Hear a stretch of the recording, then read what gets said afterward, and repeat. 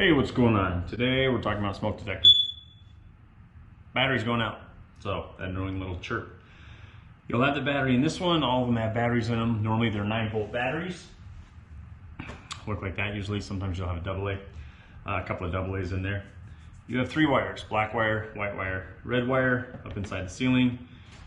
Black wire is 120 volts. White wire is your neutral, and your red wire is your sink. Your red wire will actually connect all of them in the house.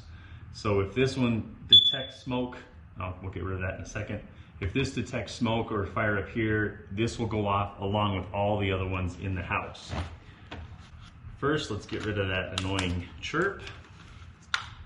Pinch those, it'll release. Pull your battery out.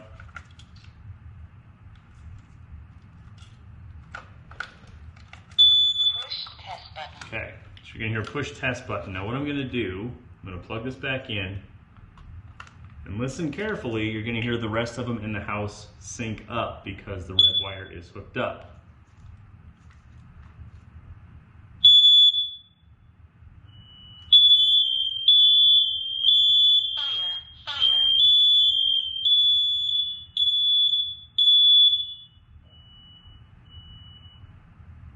Okay, so now they're all synced up, and that's due to the red wire.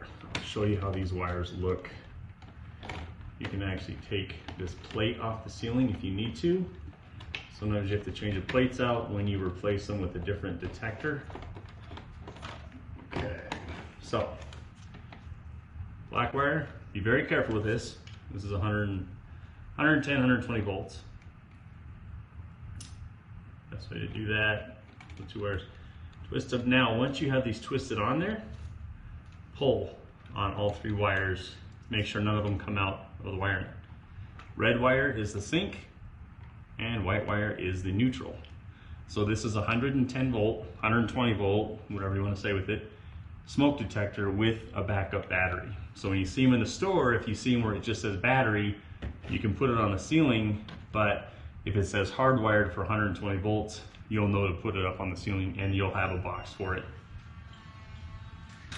And we will put this back together and back up there, twist it, and now everything is synced together.